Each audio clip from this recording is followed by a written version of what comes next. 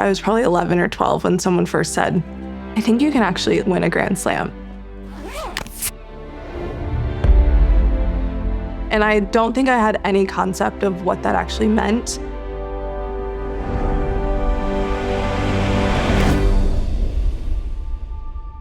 The very first time I ever played tennis was in my driveway.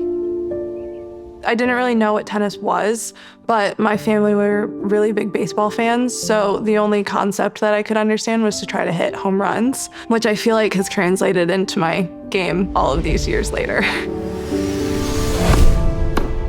I reached my first Grand Slam final in 2017 at the US Open. That final was really hard. I felt really disappointed when I walked off the court because I felt like I was so overwhelmed by the occasion that I couldn't actually play. There was a big question mark around if I would ever get back into another final. Last year at Wimbledon, I felt like I was playing really good tennis, and that match that I was playing against Jasmine Paolini was honestly one of my favorite matches that I've ever played. For it to end the way that it did was really, really disappointing. Madison asked me a question after she played Irina in Beijing. She looked at me and she goes, do I still have it? Do you think I can still play professionally and be at the top? It was a hard place to be. I just didn't quite know if I had missed my shot.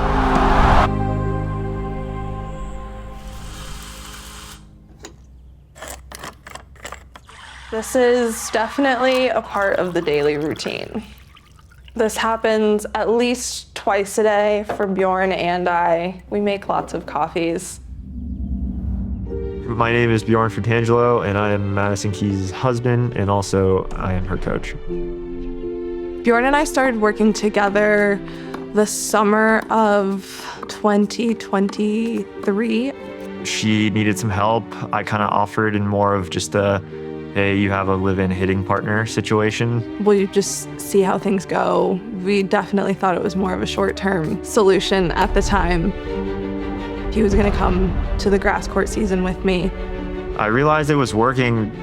3 weeks in, she won the 500 event in Eastbourne during the grass court season. We pretty quickly made it a long-term solution. Learning how to balance me as a person and me as a tennis player was something that I think I needed a lot of work on. Committing to being honest and trying to work on myself and not worry about if that was going to have a positive impact on tennis, I think was really, really important.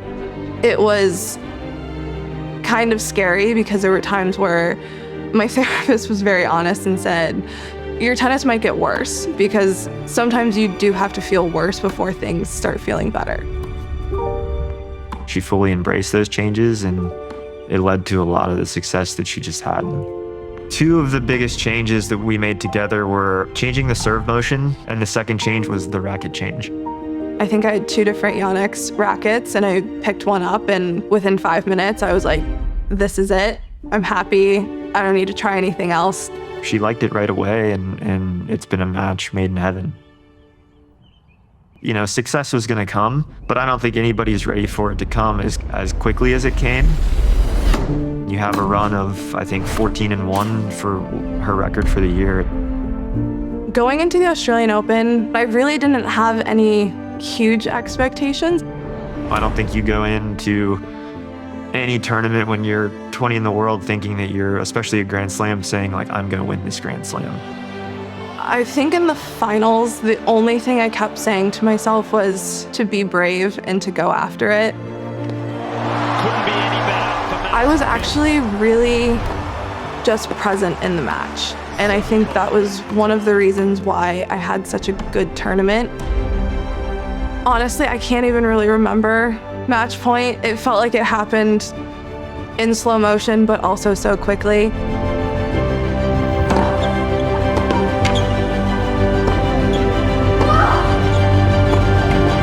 Madison Keys, you are a Grand Slam champion. To finally win and to get over the finish line, I think the moment that it happened, all I wanted to do was go hug my team and celebrate with them.